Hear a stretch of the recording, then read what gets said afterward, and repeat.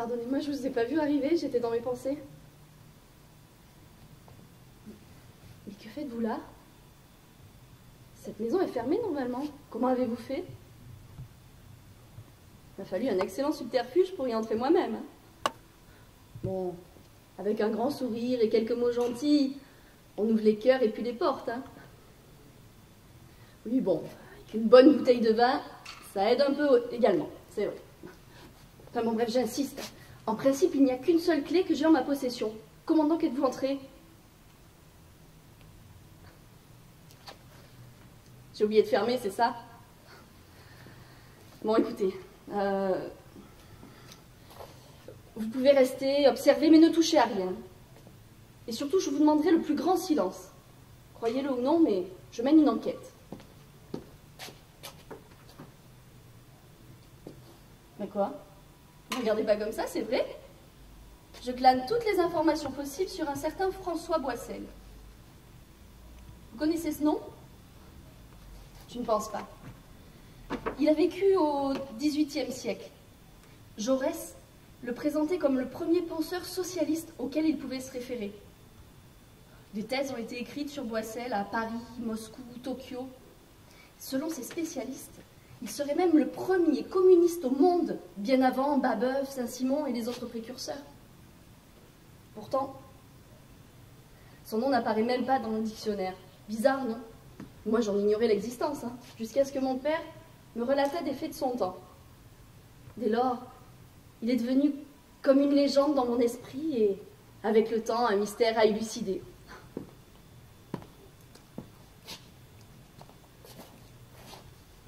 Et ces livres ont l'air d'époque. Rousseau, Voltaire,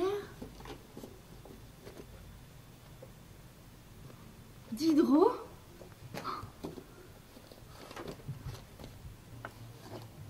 L'écriture de ces lettres semble elle aussi d'époque.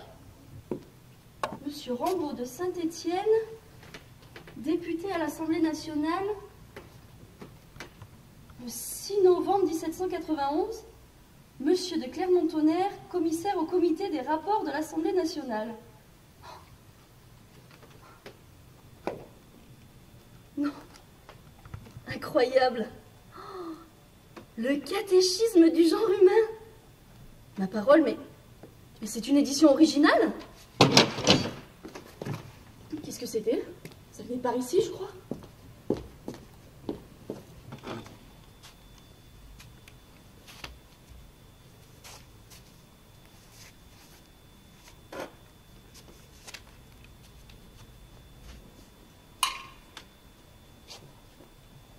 Je n'ai pourtant pas rêvé.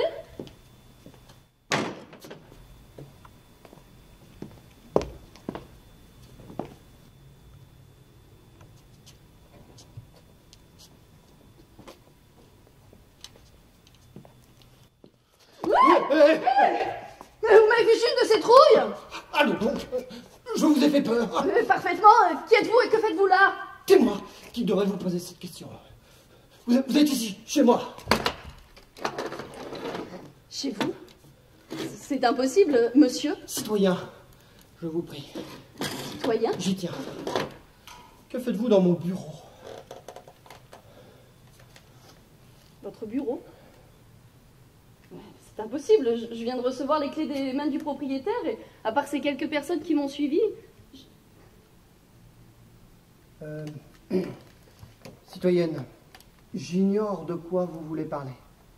Et je suis assurément le locataire de ces lieux. Et puis-je connaître votre nom? Bien que la circonstance exigerait que ce soit vous qui m'appreniez le vôtre en premier lieu, la galanterie m'invite à vous satisfaire. Mon nom est Boissel, citoyen de mon état.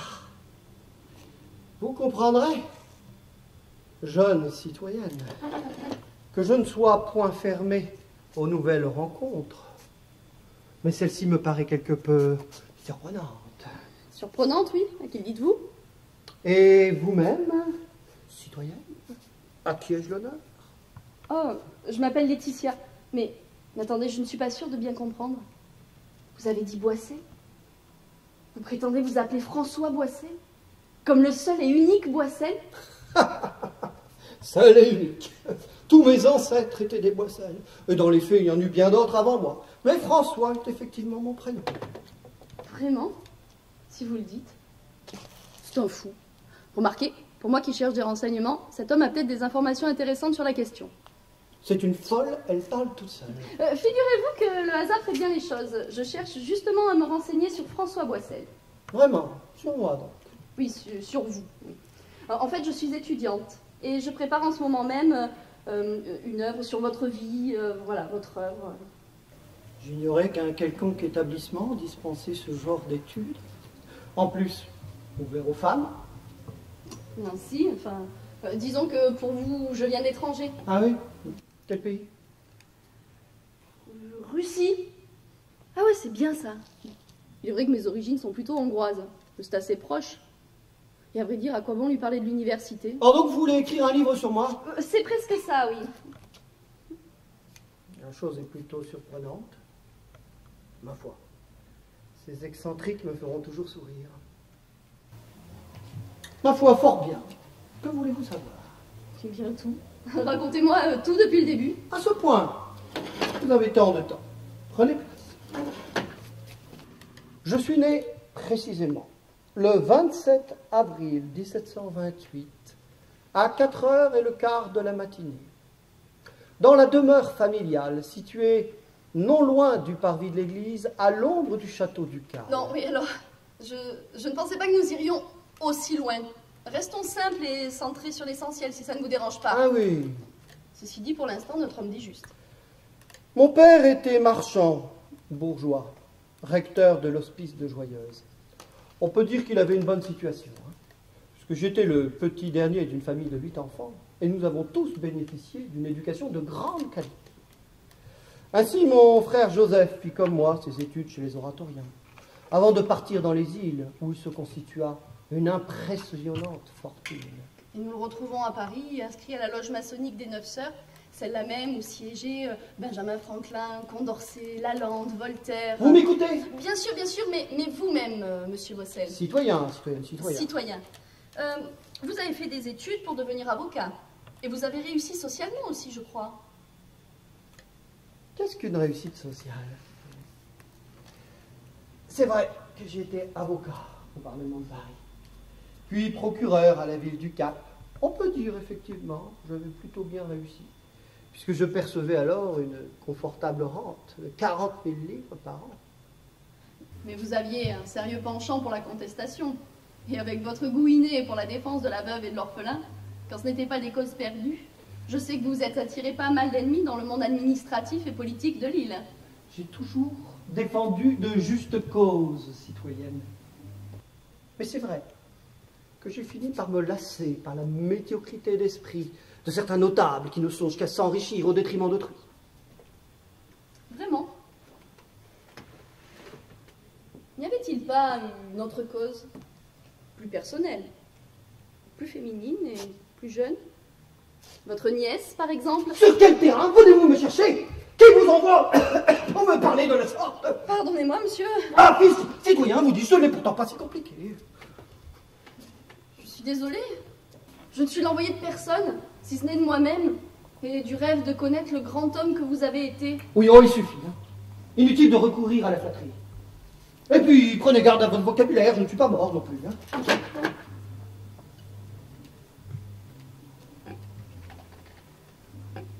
Pas facile, si je comprends bien, ces années à Saint-Domingue.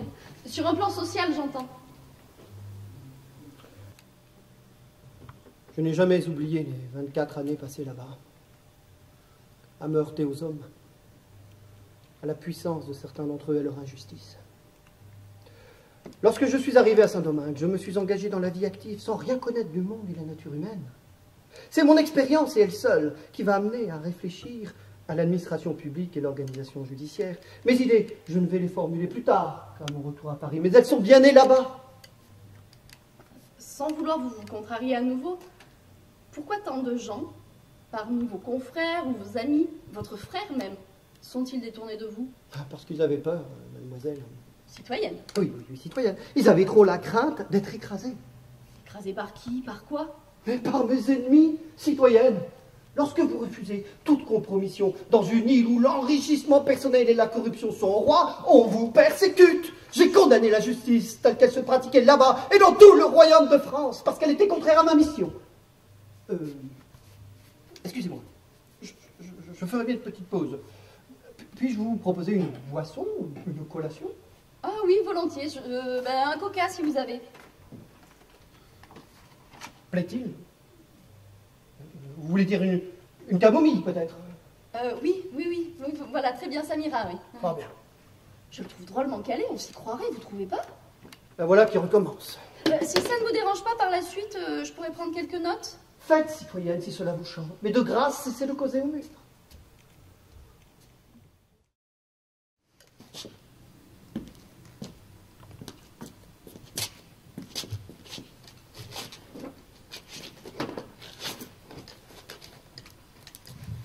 Quand vous êtes rentrée en France, vous êtes revenue à Joyeuse? Quelque temps. Mais je suis rapidement parti m'installer à Paris, définitivement. Le retour a été difficile? Vous savez, en renonçant à ma charge de procureur, ma situation était devenue tellement précaire que je ne dus ma survie qu'à l'aide d'un ami avocat, Boulmer de la Martinière. Celui-ci m'hébergea, partagea avec moi ses honoraires. De temps à autre, je m'occupais d'une affaire qu'on me soumettait à titre privé. Mais je dois dire que si j'ai pu me consacrer à l'écriture à cette époque, c'est grâce à l'aide de cet ami. Ah oui, on m'a dit que vous rédigiez quelques mémoires littéraires, quelques écrits à cette époque. Vous vous essayez même à l'écriture de pièces de théâtre. Par exemple, si ma mémoire est bonne, en 1782, vous publiez un essai en vers libre contre le matérialisme et le système de la nature. Le titre est juste, mais on vous a mal informé. C'est en 1780 que je l'ai écrit. Pardon? Décidément, il est incollable. Dans les faits, je m'étais consacré à l'écriture afin d'obtenir des protections et me faire accepter dans des milieux haut placés. Sans doute. Vous étiez fortement attiré par le théâtre, quand même. C'était un genre qui me semblait adapté pour toucher l'opinion et porter les idées des Lumières. Ma première pièce, Le paysage des tropiques, ne fut jamais jouée comme je l'espérais. Par contre, celle intitulée Le Nouveau Don Quichotte, un opéra écrit sur une musique de Stanislas Champagne, fut jouée la première fois à Paris au théâtre de Monsieur, et l'année suivante à Nantes. Alors c'est finalement dans le genre écrit politique que vous trouvez votre style. C'est exact. À cette époque, j'écris mon discours contre les servitudes publiques, qui mettra 2 ans avant d'être publié, après les pires difficultés avec la censure royale. Tant que ça, que s'est-il passé? Dans ce livre, je donne mes idées sur l'homme, sur sa place dans la société et sur la société elle-même. Comme je remets en question beaucoup d'idées convenues, ce genre de propos est rarement entendu d'une bonne oreille. Mon idée de départ est la suivante. L'homme, à la différence de l'animal qui lui se meut par instinct, l'homme, lui, est doté d'une faculté de raison. Or donc, nos sociétés qui se prétendent civilisées ne se sont constituées, selon moi, que pour l'avantage du plus grand nombre, voyez-vous. Et le rôle du gouvernement de ces sociétés est précisément là pour protéger les plus faibles contre les plus forts, au sein de ces avantages. Me comprenez-vous? Bien, c'est une chouette définition de la puissance publique. Mais en pratique... En pratique...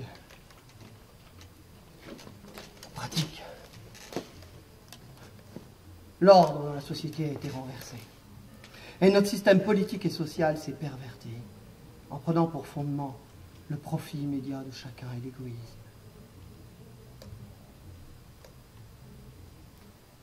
Je vais vous donner un exemple, vous me direz ce que vous en pensez.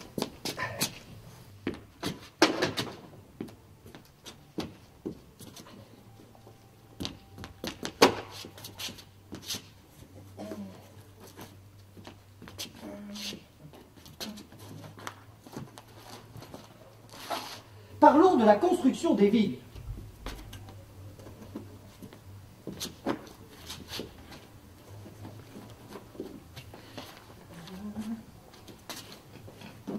Celle-ci s'est faite selon les envies, les fantaisies des propriétaires, mais au détriment de la sécurité, de la salubrité et donc des nécessités communes.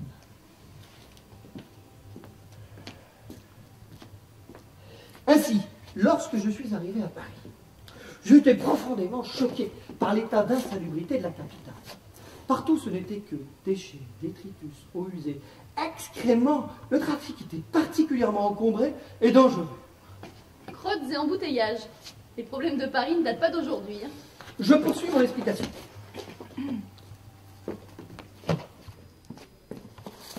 Les maisons bordent directement les rues. Il n'y a pas de place pour les piétons. Il s'ensuit de nombreux accidents. Et, pour parfaire ce cercle vicieux, les gens aisés se déplacent en véhicule attelé, même sur de très courts déplacements. Il s'ensuit d'inextricables embouteillages dans les rues de Paris. Vous dénonciez cela dans vos écrits? C'est facile de dénoncer, mais c'est mieux de proposer des solutions quand même. Mais, excusez-moi, citoyenne. Mais tel était le cas. Comme il me semblait évident que seul le gouvernement pouvait remédier à cette situation, dans mon ouvrage, je formulais des solutions sur tous les plans. Tenez, pour remédier aux encombrements, j'ai proposé un réaménagement urbain, avec création de rues, bordées de trottoirs, réservées aux seuls piétons.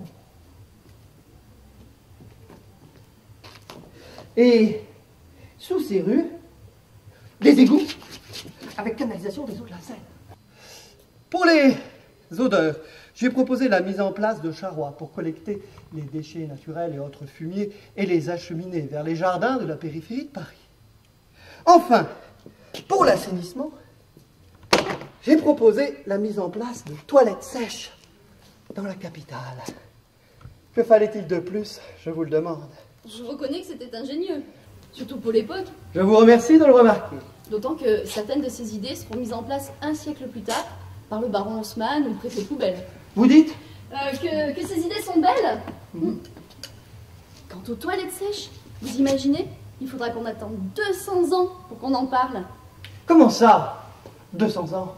Mais ces idées sont moi. Mais je non. ne suis pas si vieux quand même. C'est pas ce que je voulais dire. Mais... Alors, comment vous est donc venue cette idée? Ah, ceci je l'explique dans mon ouvrage. Vous ferez mieux de le lire, ce serait plus simple. Voyez-vous, cette idée n'était pas le fruit d'une rêverie sur le sujet, mais le résultat de mes recherches scientifiques sur la question. J'avais fait le constat que le mélange des mixtions liquides et des sels solides produisait des déchets extrêmement nauséabonds et surtout très polluants pour notre environnement. Sur ma chaise percée, j'avais confectionné un système qui collectait séparément les urines et les sels. Les urines s'évacuaient sans encombre dans le réseau d'écoulement d'eau pluviale, leur acidité contribuant même à l'élimination des petits déchets organiques. Ensuite, je fis le constat qu'en mélangeant mes fesses, Excusez-moi, fesses? oui, mes matières, avec de la cendre de bois, et en laissant sécher celle-ci sur mon balcon, j'obtenais en quelques jours un engrais très propre et très riche dont je remis un plein sachet papier à un ami jardinier qui m'offrit quelques semaines plus tard de magnifiques laitues qui avaient poussé sous l'effet de cet engrais d'excellence. De là me vint l'idée d'installer dans Paris des toilettes qui auraient collecté cette providentielle manne pour nos jardins potagers. C'est un touche à tout, même pour les histoires de fesses. Vous étiez?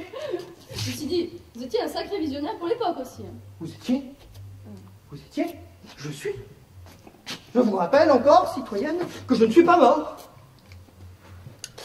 Malheureusement, tel n'était pas l'avis de la majorité de mes concitoyens.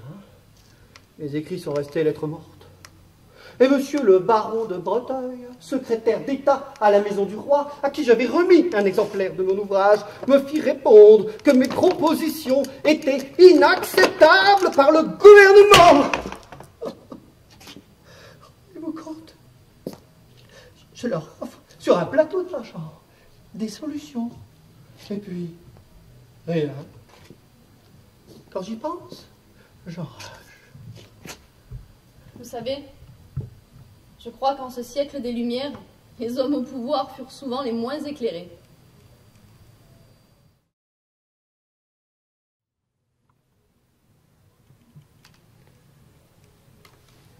Pour moi, votre œuvre majeure, c'est le catéchisme du genre humain. Je ne sais pas si vous en aviez conscience, mais vos idées dans le domaine des droits de l'homme et de la citoyenneté ont carrément inspiré certains des acteurs de la révolution naissante. Initialement, le titre exact de mon livre était « Le catéchisme du genre humain », que sous les auspices de la nature et de son véritable auteur qui me l'ont dicté, je mets sous les yeux et la protection de la nation française et de l'Europe éclairée pour l'établissement essentiel et indispensable du véritable ordre moral et de l'éducation sociale des hommes par la connaissance, la pratique, l'amour et l'habitude, des principes et des moyens de se rendre heureux et de se conserver heureux les uns les autres. C'était juste le titre, ça. Oui, Ah ouais, quand même. oui, on m'a dit que c'était un peu long. Imbuvable, vous voulez dire? Ah, n'exagérons rien. Le fait est que j'ai réduit le titre à catéchisme du genre humain sur les conseils de mon imprimeur. Plus court, plus vendeur, me disait-il. Enfin, j'ai toujours trouvé personnellement cette deuxième acceptation nettement incomplète. Hein. Enfin, j'ai quand même eu de quoi être satisfait. Parce que mon livre parut enfin en avril 1789. Il fut rapidement épuisé, 3 fois réimprimé. Tenez, il y eut même un tirage spécial pour l'instruction des gardes nationaux. Que dites-vous de cela? Ah oui, c'est étonnant. C'est bien le livre dans lequel vous dénoncez les 3 fléaux de l'humanité, selon vous, les 3 calamités du genre humain. Celui-là même. Ces 3 fléaux sont une conséquence du raisonnement amenant aux valeurs induites dans l'intitulé. Vous voyez que ce titre est incomplet, est-ce que je dois vous le préciser? Non, c'est vous qui m'embrouillez, là. Ne nous fâchons pas. Nous prendrons le temps d'en discuter. Et vous comprendrez mieux l'importance des notions qui inspirent un vrai titre. Oui, bon, ben, parlez-nous de ces fléaux. Ah.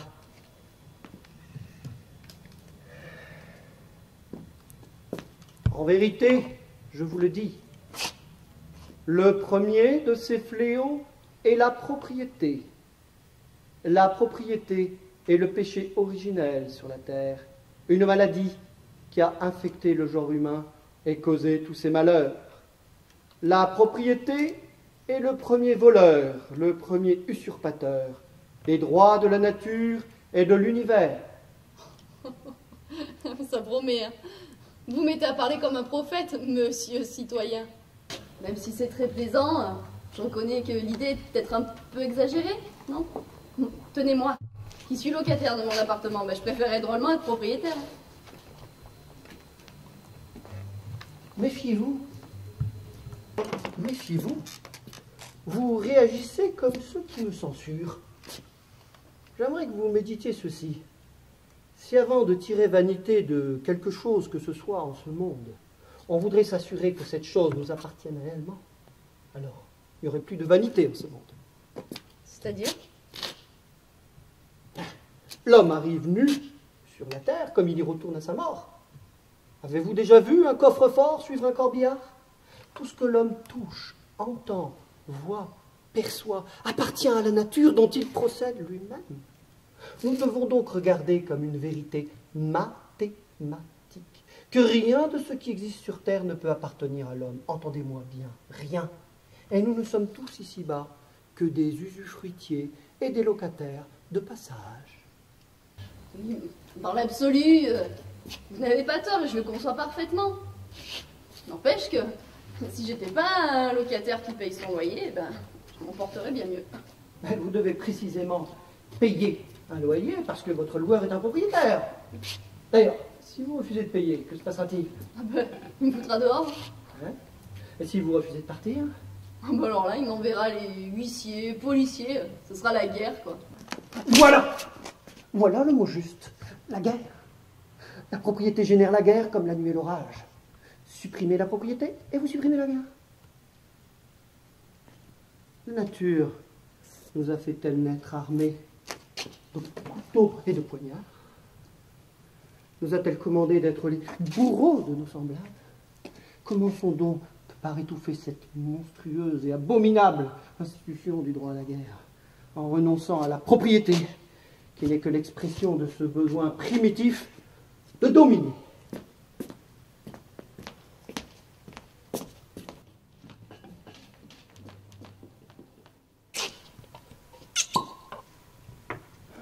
C'est beau. Et c'est ce que j'ai ressenti en lisant votre livre. Mais ça me paraît complètement utopique. Utopique.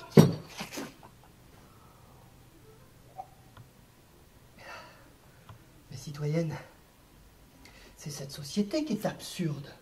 Ce régime débile où nombre d'individus meurent d'inanition pendant que d'autres meurent d'indigestion. La terre est à l'égard de tous les hommes, ce qu'est la table d'un festin à l'égard des invités.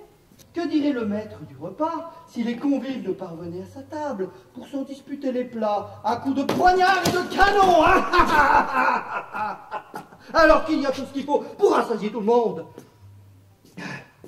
Et je le dis, et le démontre tout aussi mathématiquement. De même que la somme des ressources de la Terre n'est pas infinie. De même que la somme des besoins d'un individu n'est pas infinie. Alors, il est contraire à l'ordre naturel qu'un individu dispose de biens de jouissance supérieurs à sa capacité de jouir.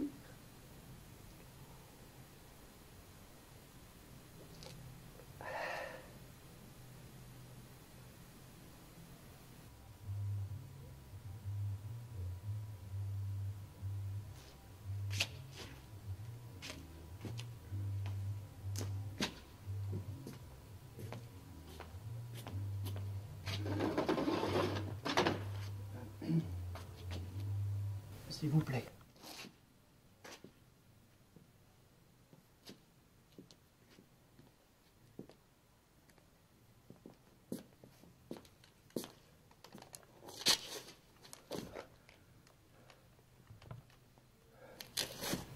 Vous avez besoin, pour votre confort personnel, d'un véhicule attelé avec un ou deux chevaux. Cela est en accord avec l'ordre naturel. Une maison, grande même, avec les services d'un domestique pour vous et votre famille. Cela aussi est en accord avec l'ordre naturel. Dès lors que vous y accédez par votre travail et vos mérites. En revanche, si vous disposez d'un parc de 40 carrosses et 4 fois plus de chevaux, d'un patrimoine, de plusieurs châteaux, avec une armée de domestiques, alors là, vous n'êtes plus en accord avec l'ordre naturel. Vous n'êtes même plus un citoyen de la terre. Vous êtes un nouveau seigneur dans une féodalité marchande. En somme, vous dites que notre organisation sociale est perverse? Puisqu'à l'origine, le gouvernement de presque toutes nos sociétés ne s'est constitué que sur cette tyrannie du plus fort qui dispose de la propriété, la chose me paraît évidente, vous ne trouvez pas? Et c'est ainsi que s'est créé, perpétué, perfectionné, un ordre léonin que je qualifie de mercenaire, homicide et antisocial. Mercenaire, homicide et antisocial. Mercenaire, oui, parce qu'il nous incite à faire le bien dans l'espoir d'une récompense et à éviter le mal par peur du châtiment, comme chez les esclaves. Homicide, parce qu'il arme les individus contre les individus, les familles contre les familles, les peuples contre les peuples, afin que les uns s'emparent des possessions des autres. Antisocial, parce qu'il a pour effet d'armer, d'opposer, de diviser les uns aux autres, à la façon dont le ferait un os jeté au milieu d'une horde de chiens affamés. Très bien, mais alors c'est quoi pour vous la politique? La politique, alors la politique, eh bien, c'est l'art de suppléer la faiblesse du corps par la force de l'esprit, voyez-vous. Et la loi, quant à elle, n'a pas uniquement pour fonction de réprimer les abus, mais aussi, avant tout, d'assurer les droits de l'homme social. C'est beau, c'est simple. Et c'est compliqué quand même.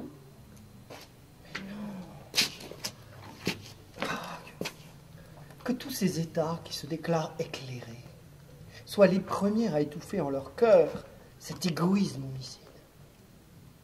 Tenez, qu'ils réquisitionnent temples et églises pour en faire des lieux d'éducation, des écoles au fronton desquelles on graverait cette maxime. Je suis né pour travailler au bonheur de mes semblables. Ah, vous avez raison. Pour ce soir, j'ai envie d'y croire. Je suis né pour travailler au bonheur de mes semblables. Ah! Excusez-moi, citoyenne. Si c'est là votre seule façon d'y croire, je ne suis pas d'accord. Vous croyez que c'est facile? Vous-même en avez parfois besoin, non? Je sais, citoyenne. Je sais.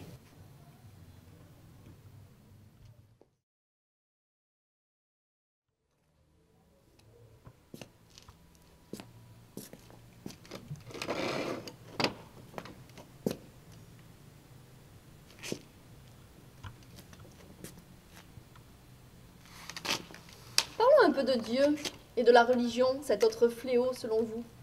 Qu'est-ce qu'elles vous ont fait, ces religions? S'il vous plaît, mademoiselle. Je suis plus citoyenne maintenant. Ah, disons que je ne me sens plus dans le contexte. Eh bien, revenons-y. La religion. Je vous en prie. Bien. Fort bien. Je vais vous dire ce que j'en pense.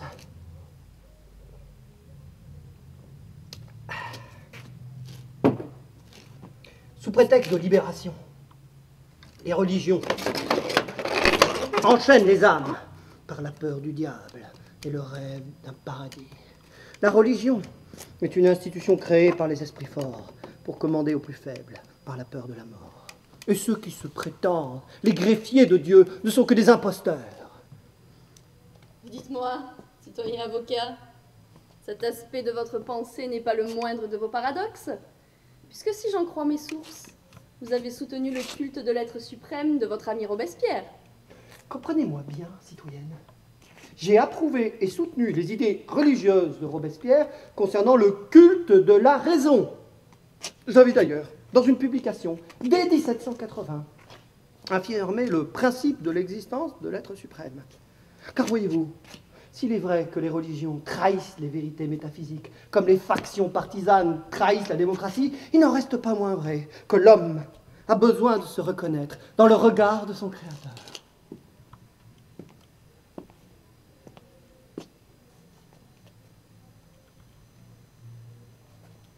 Soyons clairs. Vous acceptez donc l'idée d'un Dieu? La diversité des religions de par le monde est probablement l'expression, la manifestation d'une force première dans l'univers. Mais cette force est à l'homme ce que l'infini est au néant. Qu'importe à la terre que le ver qu'elle engendre et nourrit en son sein lui rende hommage. Donc pour vous, c'est simplement qu'il n'y a aucun sens à la religion et à la prière, c'est ça?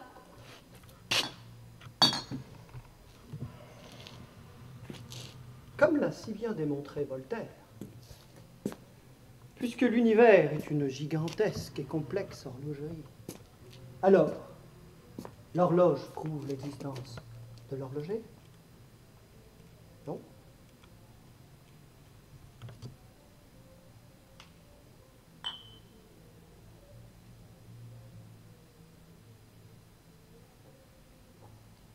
Mais l'existence d'un être suprême est une chose, la mise en place des églises, des sectes et des religions est autre chose. Comme je l'ai écrit dans un poème, « Peuple, il n'est qu'un seul Dieu pour nous faibles mortels. Son temple est l'univers, et nos cœurs sont ses autels. »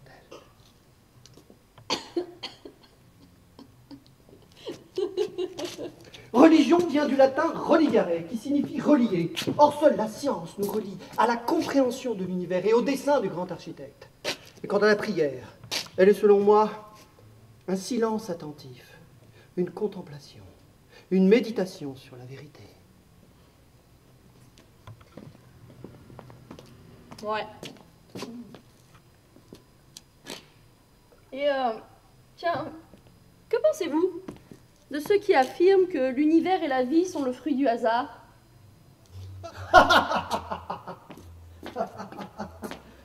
Croyez-vous, citoyen, que le château de Versailles se soit construit tout seul à la faveur d'une avalanche de pierres tombant du ciel? Non, bien sûr. Eh bien voilà. Croire que notre univers tout entier, avec notre monde porteur de vie, croire que l'homme lui-même, avec son cerveau qui véhicule l'intelligence, croire que tout cela soit le fruit du hasard me paraît bien plus naïf que d'imaginer que l'architecture du château de Versailles soit le résultat d'une avalanche de cailloux tombant de la lune. Le grand savant Isaac Newton lui-même affirma que l'existence du pouce seul lui suffisait pour le convaincre de l'existence d'une intelligence supérieure. Rendez-vous compte, le pouce est une bien merveilleuse et complexe petite machine, reflet d'une étonnante intelligence.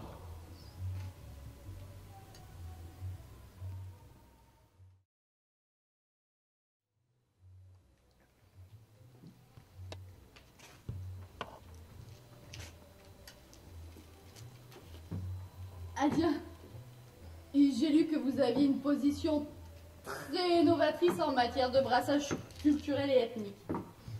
Effectivement, je préconise... Et je vous écoute. Oui, je préconise, disais-je, le métissage des Européens avec les sauvages d'Afrique, d'Amérique ou d'Asie, afin de créer d'améliorer l'humanité en créant une engeance nouvelle qui serait supérieure aux peuples ordinaires. Ah ouais. C'est-à-dire que l'occidental améliorerait la culture africaine ou américaine. Non, c'est exactement le contraire qui est vrai, selon moi. Pardon. L'homme dit civilisé, que moi j'appelle policé, a perdu ses liens avec la nature et les forces de l'univers. Un tel retour aux sources de la nature est un retour aux sources de ce qui fonde l'humanité et pourrait nous améliorer bien plus et bien mieux que toutes nos lois et nos décrets, croyez-moi. Hein. Ce breuvage le fait d'ailleurs avec ravissement. Puisque on parle des bienfaits là, du métissage, parlez-moi un peu du mariage, votre troisième fléau de l'humanité. Il n'y allait pas de ma mort, dis donc, dans vos propos sur les couples mariés. Hein. Disons qu'après s'être partagé et approprié les terres, les hommes ont imaginé de s'approprier, de se partager les femmes, afin d'en avoir des enfants pour leur succéder et hériter de leurs biens. Par la propriété et le partage sur les terres, par le mariage et la propriété sur les femmes, les hommes ne pouvaient pas mieux faire pour se jalouser, se quereller et se combattre. Et comment se fait-il qu'un tel ordre ait pu s'installer dans l'espèce humaine sans qu'il soit dénoncé et abattu? La relation entre les hommes et les femmes est devenue une guerre des sexes, cause de troubles perpétuels. L'homme est éduqué depuis son premier âge pour s'adapter à cet ordre, pour lequel les imposteurs et les prêtres ont attaché de la gloire, du mérite et des récompenses. Mais qu'est-ce que vous racontez? C'est pas une réponse à ma question, ça? C'est ma réponse, citoyenne. C'est mon point de vue et je le partage. Il partage son opinion avec lui-même, ouais. Ah bah oui. Ah bah tant mieux pour lui, hein. Ça le protège au moins de la folie, c'est déjà ça. J'hallucine, c'est elle qui me parle de folie. Et que devient l'institution du mariage, hein? Elle doit disparaître. Et il n'y aura plus alors que des pères, des mères, des frères et des sœurs. Oh, ce serait le bonheur. L'institution du mariage emprisonne l'homme comme la femme en les enchaînant dans des contraintes imposées, alors que la femme doit pouvoir rester libre et vivre d'une manière aussi indépendante que l'homme. Oui, bon. Moi, je sais que je serais vachement heureuse si mon ami me demandait en mariage.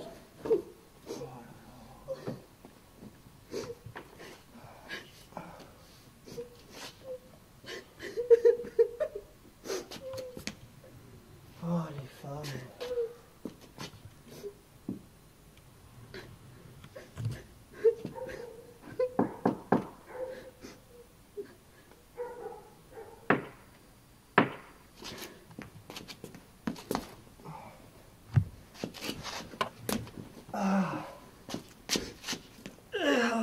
Mais non, le mariage emprisonne les cœurs, la bague au doigt et la chaîne aux pieds.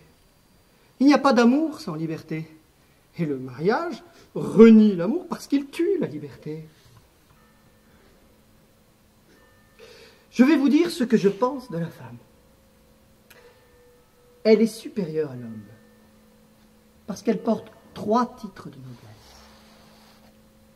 Primo, c'est elle qui porte et engendre l'humanité.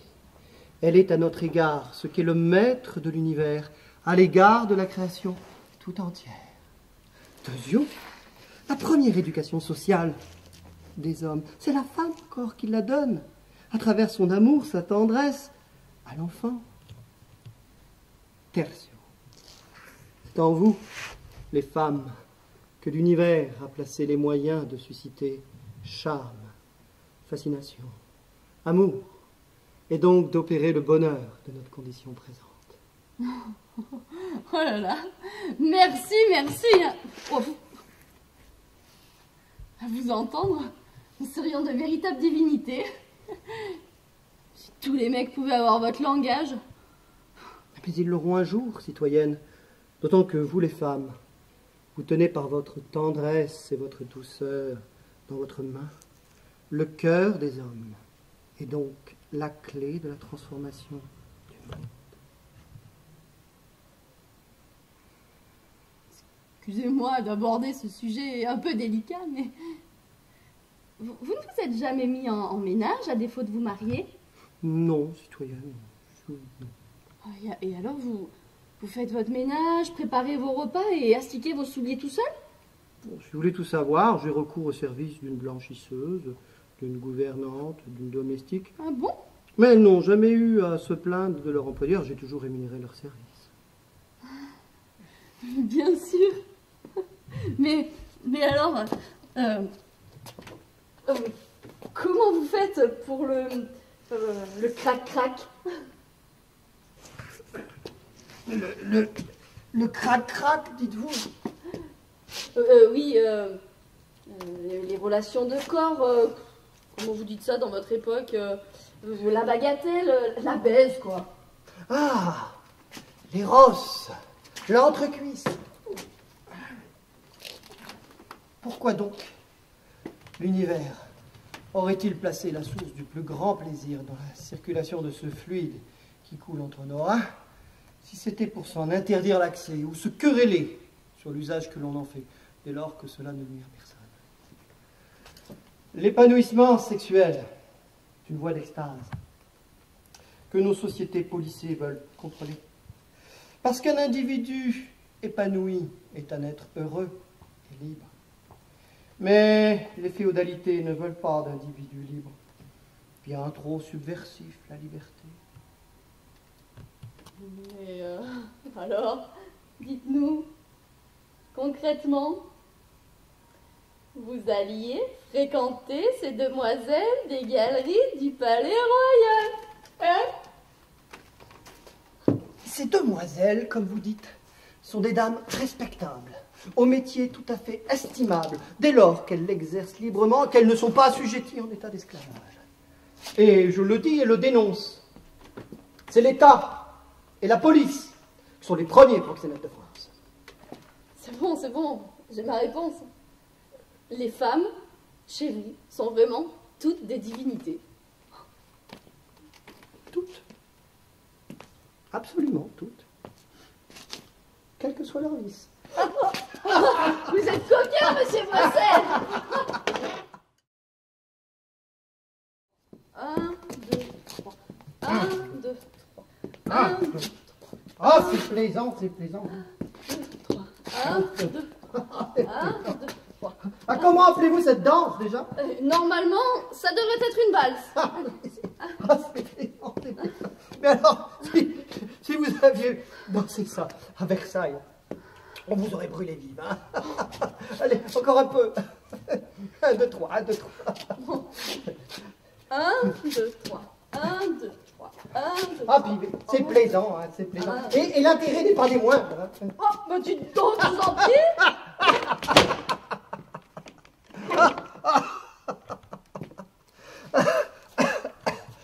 Oh, oh, yeah. Eh ben longtemps que je n'avais pas le temps. Ah, ça n'a rien à voir, mais ça me rappelle la prise et le démantèlement de la Bastille. Vous étiez sur place le 14 juillet? Le 14 juillet Non. Non, j'étais en province ce jour-là. Mais je sais que ce fut une journée miraculeuse et à jamais mémorable. Pourtant, les Parisiens n'ont délivré que 7 prisonniers. Ah 4 escrocs, 2 fous et un débauché, interné à la demande de sa famille. Et c'était la chute d'un tel symbole. Pour la première fois, les gardes nationaux s'étaient joints aux assaillants pour abattre cette prison d'État, symbole historique de la tyrannie des rois. Je me souviens comment le peuple de Paris a réduit à néant cette sombre forteresse, pierre par pierre. Ah, que de cailloux et de roches n'ont point circulé dans tout le royaume de France comme de véritables fragments de la véritable Bastille.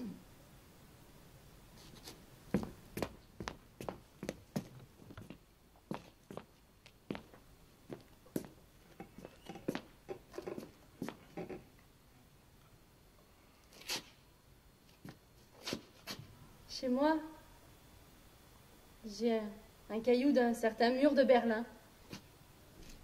Les pierres, comme la terre, sont les éternels témoins de l'histoire. Vous avez l'air pensive. Laetitia, vous êtes mélancolique? Non, je suis fascinée et rêveuse. C'est une pierre qui provient vraiment de la Bastille? Ah, ce n'est pas n'importe laquelle, regardez. C'est un fragment de fleur de lys qui faisait partie du groupe sculpté qui ornait le portail de l'hôtel du gouverneur de la citadelle, monsieur Delaunay. Comment l'avez-vous eu? Ah, c'est un ami charpentier qui me l'a offert en échange d'un exemplaire du catéchisme du genre humain que je lui avais dédicacé. Vous êtes incroyable. Ah, si vous aviez vu sur le chantier de démolition ces hommes et ces femmes, ces enfants qui chantaient, dansaient, pleuraient de joie. Ah, ça ira, ça ira, ça ira, les aristocrates à la lanterne. Ah, ça ira, ça ira, ça ira, les aristocrates on les pendra. Danseront la carmagnole, vive le son, dansons la carmagnole, vive le son du canon. Ne trouvez-vous pas ces chants entraînants, stimulants? Je vois que vous n'avez pas perdu les refrains, ni perdu le souffle non plus. Mais c'est pas un peu fort? Pour bien se faire entendre du dehors, il faut savoir chanter fort. La victoire en chantant nous ouvre la barrière. La liberté guide nos pas. Oui, et du bon. nord Merci. au midi. Merci, monsieur Boissel. Citoyen, citoyenne, citoyen. Ah, ce n'est pourtant pas si compliqué. Ah. Tiens, puisque l'on parle de la monarchie, le roi, au début, vous le critiquez pas tant que ça? Ah non, j'avais même de la sympathie pour lui, figurez-vous, comme beaucoup de Français. Je méprisais la noblesse et le fierté, hein. Mais je voyais dans le roi la raison sociale, l'emblème de la nation, et pensais qu'il était du côté du peuple. Et c'est sa fuite et son arrestation à Varennes qui vous ont fait devenir républicain. Disons que les événements de Varennes ont aidé le peuple à ouvrir les yeux sur l'imposture et l'inutilité de la fonction royale. Et oui, c'est vrai qu'à partir de Varennes, je vais m'engager beaucoup plus activement en faveur de la République et dans le cadre de la Révolution, essayant d'adapter mes idées aux événements, notamment au sein du club des Jacobins, dont je vous ferai observer que j'en étais membre bien avant, dès le mois de novembre 1789. Le fameux club des Jacobins. C'était plus qu'un club politique réunissant des députés, n'est-ce pas? C'était une vaste assemblée, réunissant des élus de la nation, mais aussi des écrivains, des artistes, des philosophes. En juillet 1790, nous étions 1800 membres, rien que sur Paris. Dont Robespierre, Lafayette et tant d'autres. J'imagine que vous avez dû assister à quelques séances. Concrètement, comment ça se déroulait? Dans la mesure du possible, j'essayais d'assister à toutes. Nos réunions se déroulaient dans l'espace de la bibliothèque, où l'on avait aménagé des gradins de chaque côté. Sur les murs se dressaient des tableaux représentant les pères de l'ordre dominicain. À une extrémité de la salle trônait un autel pour dire la messe. Et en face, au-dessus du porche d'entrée, une immense fresque représentant saint Thomas d'Aquin distribuant d'une main les évangiles et de l'autre sa somme théologique. Oh, dis donc, c'était drôlement ecclésiastique hein, pour des réunions qui se défiaient tellement du clergé. On peut le dire. Ajoutez à cela que nos réunions se déroulaient tard le soir, dans une ambiance crépusculaire, due à un éclairage défectueux. Et vous devinerez l'atmosphère étrange qui régnait lors de nos débats enflammés. J'imagine l'ambiance.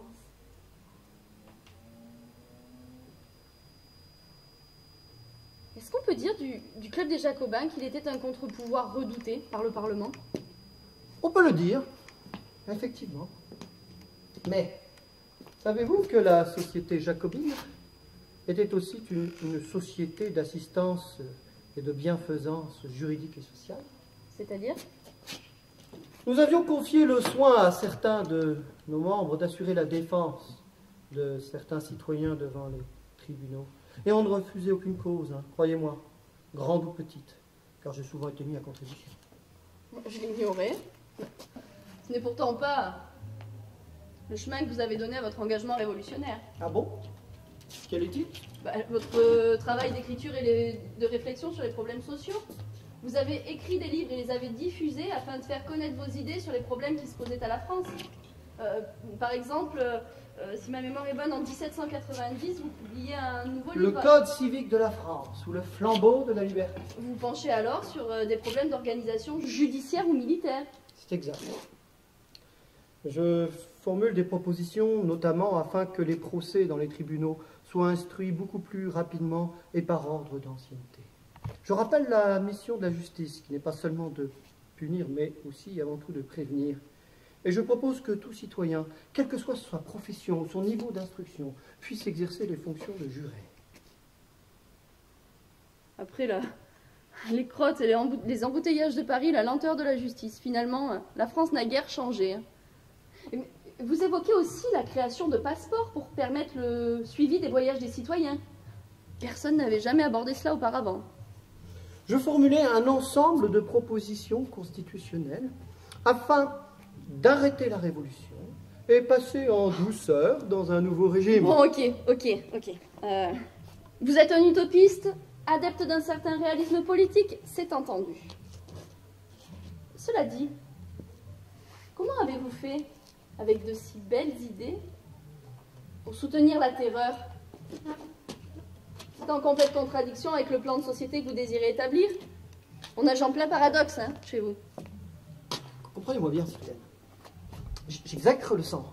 Mais dans l'alternative, je préfère voir couler celui des ennemis du peuple que celui des amis de la démocratie. J'ai approuvé et soutenu Saint-Just, il est vrai, ainsi que la mise en place du comité de salut public. Mais j'ai toujours affirmé que c'était un état d'exception qui devait être strictement contrôlé par la représentation nationale, ce qui ne fut hélas pas le cas. N'empêche que vous avez quand même soutenu cette politique. J'ai condamné les excès d'un gouvernement révolutionnaire qui commit des actes comme il n'en a pas existé dans l'histoire. Pas même chez les anthropophages. Croyez-moi, j'ai ressenti alors la plus horrible des nausées devant cette France transformée en une gigantesque bouche.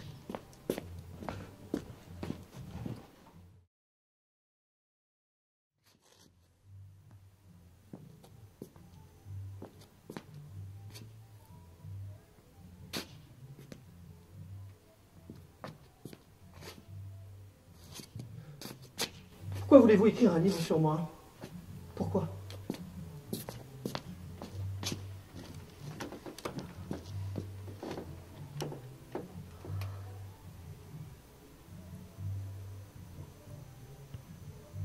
Tout à l'heure, je vous ai menti. Je ne suis pas russe. Je m'en excuse, mais les choses étaient plus faciles à expliquer comme ça. En réalité, mes aïeux étaient hongrois. Mon grand-père, qui connaissait vos idées, a été victime de la répression lors des événements de Prague. Les événements de Prague, dites-vous?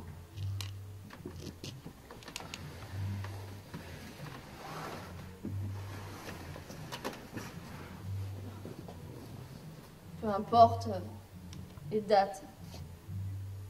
Les événements de l'histoire se succèdent et où qu'ils se passent, ils se ressemblent. Alors le résultat est bien souvent le même.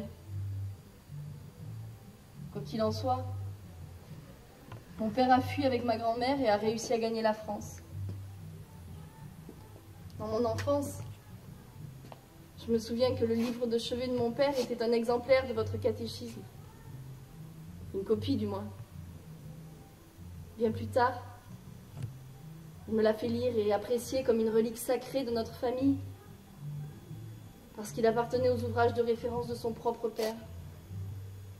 Allez savoir, dans ces temps obscurs, comment mon grand-père avait pu se procurer un livre étranger, révolutionnaire.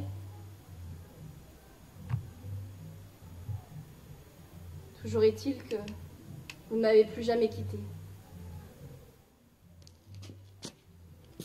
Excusez-moi, Laetitia. Vous me parlez de votre père, de votre grand-père. Quel âge avez-vous? J'ai 28 ans. 28 ans. Cela ne se peut. Je doute qu'avec l'âge que vous avez, votre père, votre grand-père ait eu connaissance de mes idées. Mon grand-père est né en 1922. Mon père en 1956. Et moi en 1982. 1900. En somme, vous venez du futur. C'est plutôt vous qui venez du passé, a priori.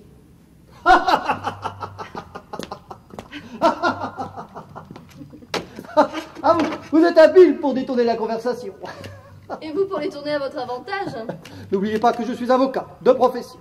Et moi, citoyen avocat, je ne suis pas si crédule. Alors, revenons-en à notre discussion. Je vous écoute. Parlez-moi de Robespierre. C'était votre ami, je crois.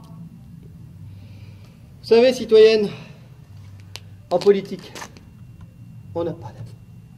On n'a que des alliés de circonstances, en fonction des objectifs que l'on poursuit et surtout des adversaires que l'on combat. D'accord, mais alors concrètement, comment ça se passait? Maximilien et moi avions un certain nombre de points communs. Tous deux, nous avions fait nos études chez les oratoriens, dans nos villes natales respectives. Lui à Arras, moi à Joyeuse. Nous étions deux avocats et partagions un même enthousiasme pour les nouveaux philosophes, surtout pour Rousseau, notre maître. Au départ, nous étions deux monarchistes constitutionnels, puis nous sommes devenus deux fervents républicains. En somme, vous étiez de proches incorruptibles.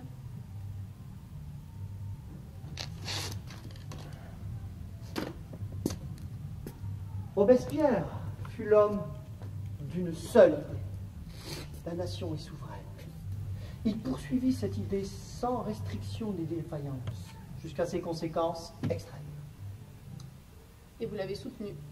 Pour tout ce qu'il a fait de courageux, de juste et de nécessaire. Je considère qu'il a œuvré avec beaucoup d'intégrité morale et qu'il a très certainement sauvé la République lorsque celle-ci était menacée. Nous en revenons à cet épisode peu glorieux de la terreur. où l'on envoya des milliers d'opposants à l'échafaud. Citoyenne, la révolution n'est pas une finalité, mais une étape nécessaire. Lorsque le peuple souverain est menacé, nous devons tout faire pour le protéger.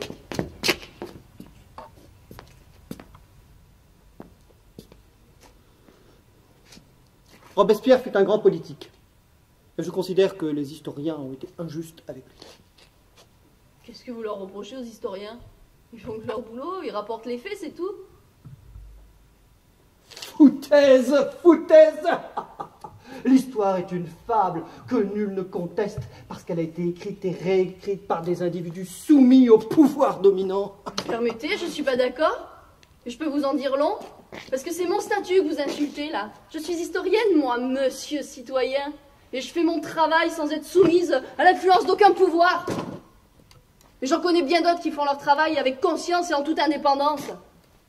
Mais de quelle époque sortez-vous? Que ce pouvoir soit celui de l'argent, de l'État, de la religion, de l'opinion publique ou de leur propre vanité. Les historiens sont des scribes gouvernés, régentés. Et vous, là, le révolutionnaire, vous n'êtes peut-être pas gouverné, régenté par vos humeurs, peut-être? Citoyenne, l'histoire, ce sont les femmes et les hommes de leur époque qui l'écrivent. Méfiez-vous du jugement porté par les générations qui suivent.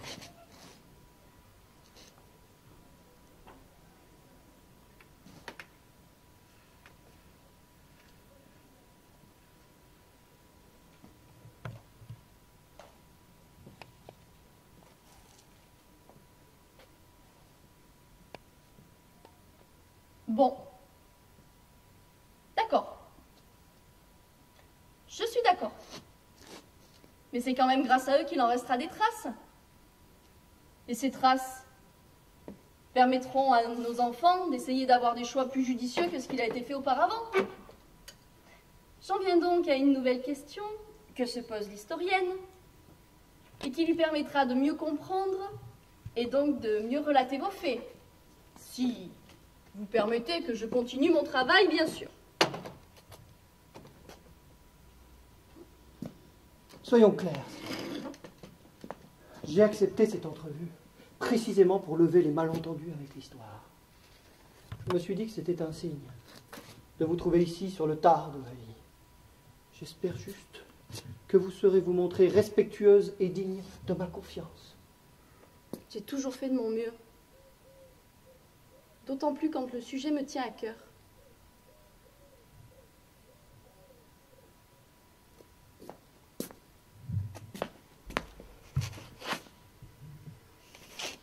Posez votre question. Merci. Robespierre, était-il un allié ou un adversaire pour vous? Je l'ai soutenu et combattu. J'ai été favorable dans son ensemble à sa ligne d'action, mais je n'ai pas été toujours d'accord avec les décisions de la Convention, ni avec les mesures du Comité de salut public. Vous savez, c'est ça la démocratie. On s'accorde sur des valeurs et on essaye de débattre de nos différentes opinions en essayant de parvenir à des compromis. Je sais qu'en 1793, vous êtes infatigable. Vous êtes à la fois proche des sans-culottes et des montagnards, et vous prenez position sur toutes les questions importantes qui se posent à la République. Du coup, votre influence au sein des Jacobins ne cesse de grandir. C'est exact. À cette époque, je deviens président de la commission des archives, puis par la suite vice-président du club. Et en devenant le responsable des archives du club, vous êtes devenu le gardien de la mémoire politique des Jacobins. D'une certaine façon, oui. Un genre d'historien, quoi. Ah, je me doutais bien que vous mijotiez quelque chose. C'était une simple parenthèse. Mais continuez, je vous en prie. Mais j'y compte bien, rassurez-vous, je ne vais pas me laisser intimider. Oui, donc, à cette époque, je deviens, en tant que vice-président, auteur de nombreux projets de pétitions pour la Convention. Mes écrits sont enfin publiés sans encombre, avec la caution officielle du Club des Jacobins. L'un de ces ouvrages fut d'ailleurs publié à 6000 exemplaires. Ce qui était, croyez-moi, exceptionnel pour l'époque. Ceci étant dit, semble laisser gouverner par la vanité citoyenne. C'est probablement cette notoriété grandissante qui suscita la jalousie chez vos rivaux. Certains priront ombrage de votre succès. J'ai lu que le 24 Brumaire de l'an 2, vous êtes vivement attaqué dans le journal jacobin Le Moniteur. On vous reproche d'avoir calomnié le tribunal révolutionnaire en défendant un noble condamné à mort au motif qu'il était un accapareur de pain. Je précise que vous aviez été sollicité dans cette affaire par la famille, précisément par la famille qui vous avait choisi comme avocat pour la défense, en raison de votre grande notoriété. J'avais accepté d'assurer la défense du sieur Gondier, du citoyen Gondier, devrais-je dire, parce que c'était un honnête patriote, et il a été condamné à mort. Une fois de plus, le tribunal révolutionnaire avait bafoué le principe de l'égalité de tous devant la justice, et ce n'était pas la première fois. Enfin, vous êtes fait le défenseur d'une cause perdue, encore une fois, au détriment de votre carrière politique, cette fois. Oh, je ne crois pas que cette affaire fut la cause de mon éviction, mais le prétexte. J'ai été victime d'un complot. Décidément, les complots vous poursuivent. Mais parce que je dérange, citoyenne. Je suis un homme de vérité, et les vérités que j'exprime dérangent les imbéciles et les scélérats. J'ai dérangé de prétendus révolutionnaires qui entendaient rétablir l'infaillibilité en politique et le despotisme, tout en ménageant bien sûr leur intérêt personnel. Et que fit Robespierre? Robespierre, officiellement, il m'a soutenu. Officieusement, j'ai des doutes sur le rôle qu'il a joué dans cette affaire. Vous savez, comme je vous l'ai dit tout à l'heure, la politique ignore l'amitié. Et Robespierre ne m'appréciait que moyennement. Il redoutait mes prises de position et considérait que certaines de mes idées étaient dangereuses. Imbécile. Ceci dit, ce cas de figure a mieux valu que tout autre, puisque lors de la chute de Robespierre et de l'épuration thermidorienne, vous retrouvez pleinement votre place dans la société. Votre influence au sein des Jacobins redevient même très grande. Tiens, c'est à ce moment-là qu'en tant que vice-président du club, vous allez avoir l'honneur de présider le transfert au Panthéon des cendres de Jean-Jacques Rousseau. J'imagine que ça devait être quelque chose. Ce fut une cérémonie grandiose que je considère comme le couronnement de ma carrière publique. Elle eut lieu le 20 Vendémiaire. Pour la circonstance, j'étais assis dans le carrosse qui transportait le cercueil au Panthéon, soutenant à mes côtés la veuve de Jean-Jacques. Et j'ai prononcé ce jour-là un discours très long, qui fut, ma foi, très applaudi. Tenez, je peux vous le déclamer sur l'heure. Non, là, pour le coup, une prochaine fois peut-être, là, je suis un petit peu à la bourre et je voudrais rentrer avant la nuit. Ah bon? Vous avez un labour qui vous attend au champ à cette heure tardive? Mais je croyais que vous étiez étudiante. Au champ, à la bourre. Ah, non mais cherchez pas, c'est du langage moderne. Ah. Comment ça, l'heure est tardive? Eh bien, l'horloge de la ville a sonné les 12 coups. Pardon, vous pensiez passer à table? Ah non, plutôt aller me coucher. Mais je ne suis pas pressé, je trouve cette soirée tellement divertissante. Mais je suis sûre que je suis arrivée ce matin. Ah non, dans l'après-midi. 17h sonnaient à peine. Pourquoi croyez-vous que je sois en tenue de nuit? Le jour passe au travers des volets clos. La lune, citoyenne, simplement la lune. Et moi qui n'ai pris ni portable, ni montre, et tout est à l'hôtel. Mais rassurez-vous, je suis équipé pour accueillir de la compagnie. Les rues ne sont pas très sûres. Et j'insiste pour que vous restiez ici pour la nuit. Pardon? Mais en tout bien, tout honneur. Et nous pourrons poursuivre cette conversation. Mais Un vieil homme comme moi, qui a si peu l'occasion d'avoir de la compagnie. Compagnie charmante, en l'occurrence. S'il vous plaît, qu'avez-vous de mieux à faire? rien de particulier. À la bonne heure. Vous avez faim. Mais puisqu'en 1794, vous rédigez la régence de Pitt. Monsieur Pitt, le Premier ministre de l'Angleterre, on est d'accord? Ah, oui. Ah, oui. C'est dans ce livre que je dénonce la perfide Albion, cette Angleterre réactionnaire, qui n'a jamais voulu de la révolution, et qui a toujours suscité contre nous toutes les coalitions. Oui, eh bien, c'est là que j'ai pu observer que, tout en étant jacobin, vous n'oubliez pas que vous appartenez à la bourgeoisie, puisque vous restez favorable à une économie libérale. Ah, oui, effectivement. Dans ce livre, je formule mes conceptions économiques pour la France. J'y fais preuve, il est vrai, d'un certain libéralisme, somme toute très réservé, quand même. Vous émettez quelques réserves, certes. Ah, mais les réserves sont toutefois essentielles. Elles touchent au rôle dirigeant de l'État comme gendarme de l'économie. Si l'État n'intervient pas sur les principaux leviers, que croyez-vous qu'il se passe? Oui, vous expliquez que c'est la spirale infernale de la croissance des prix Il est et de la primordial. chute des valeurs des assignats. Il est primordial pour le peuple que les prix restent stables. Sinon, c'est la misère populaire qui s'installe. Il faut impérativement sécuriser les prix de vente sur le marché. Et pour cela, j'ai proposé des réformes, notamment sur le plan fiscal, afin que tout citoyen, quel que soit son niveau de contribution, puisse s'acquitter de l'impôt, en numéraire ou en nature. Sauf que, bien évidemment,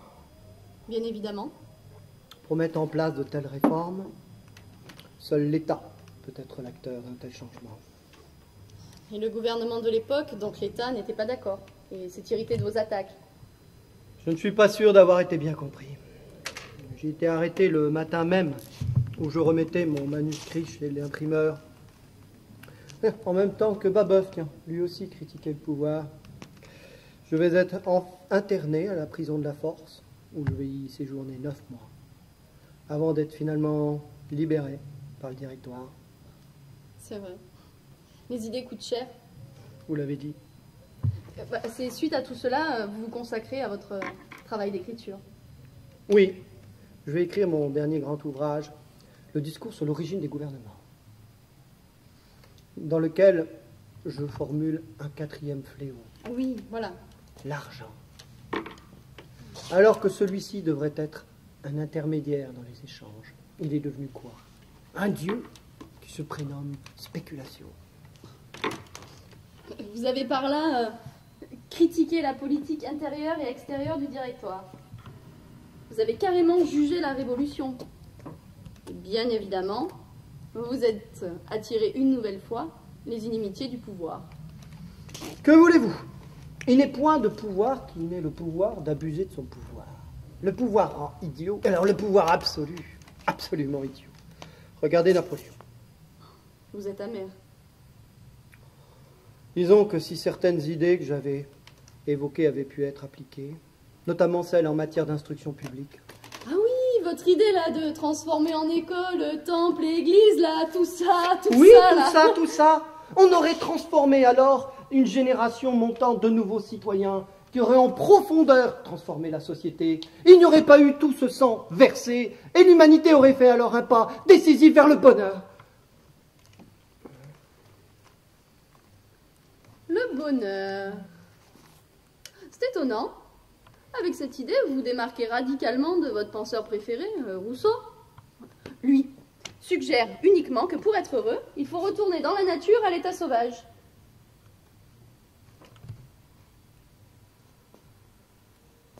Disons que, à la différence de Jean-Jacques, je considère que l'homme civilisé peut être le degré le plus avancé de l'évolution de la nature, à la condition que cette évolution respecte 3 principes qui nous relient à la divinité. Être libre, créatif, et j'ai oublié le 3e, mais ça peut être... Amoureux. Bah oui, amoureux.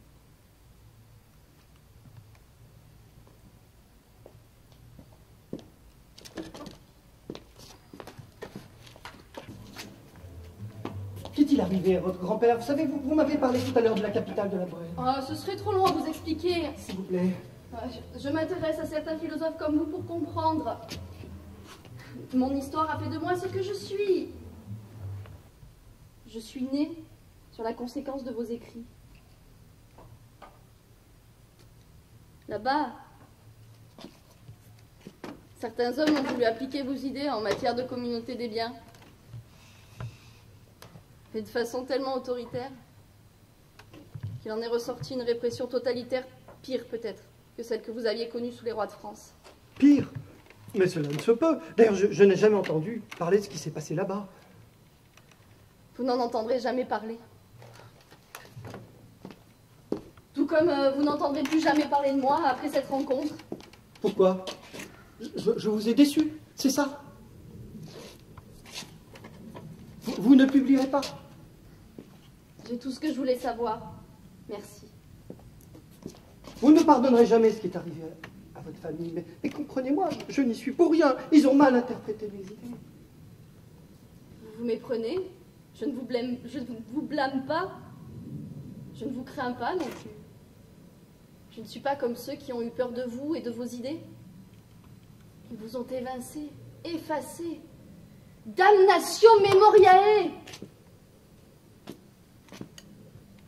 Moi, ce que je souhaite, c'est vous faire ressurgir au détour de l'histoire. Mais pour cela, je ne peux pas rester. Et si je pars, je crois que nous ne nous reverrons jamais.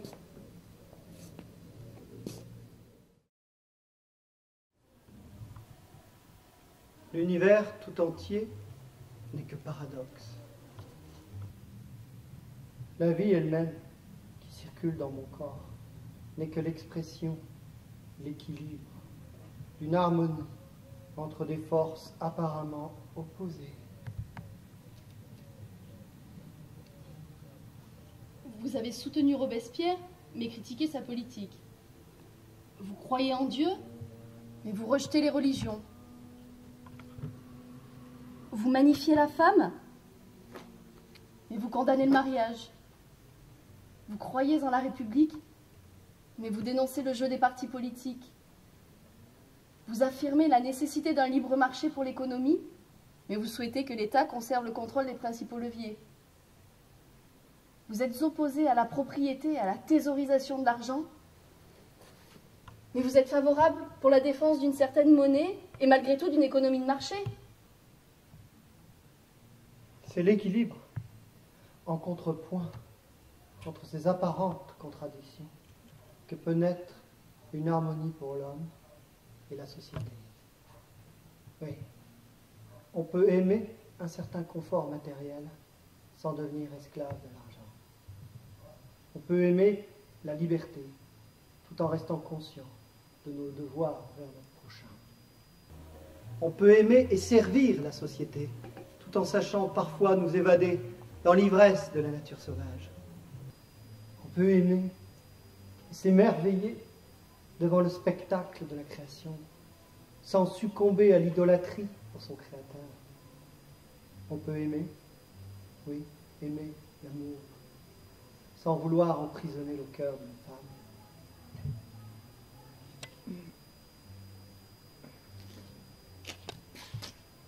Vous devez partir à présent. François, vous avez traversé la Révolution en conservant votre tête sur les épaules, mais personne ne vous connaît. Alors que vos disciples sont passés à la postérité, vous, on vous a complètement oublié.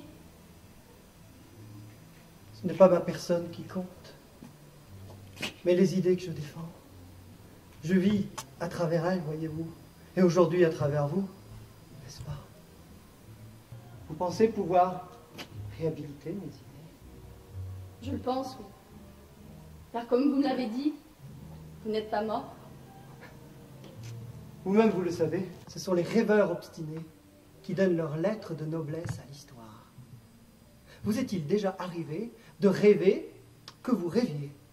Oui, je crois, oui. Et que se passait-il alors? Eh bien, je me réveillais. Parfait, vous avez la clé. Rêver dans un monde de rêves, c'est s'éveiller à la réalité. C'est un drôle de citoyen, monsieur Boissel. Enfin, je veux dire, vous êtes un drôle de monsieur, citoyen Boissel. Je crois qu'il est temps pour moi de me réveiller, alors. Pour cela, vous devez partir. Je ne vous retiens plus.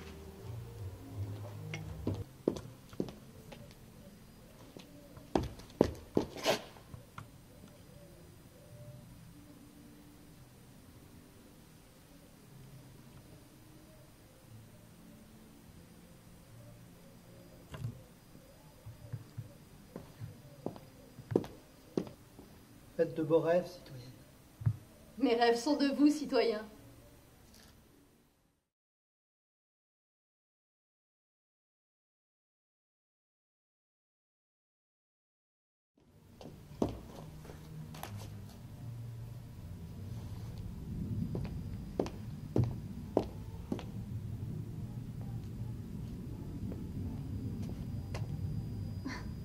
Vous êtes encore là?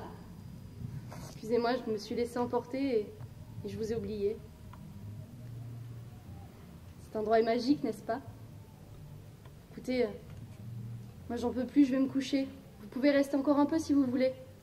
On n'aurait qu'à penser à éteindre la lumière et puis à tirer la porte en sortant.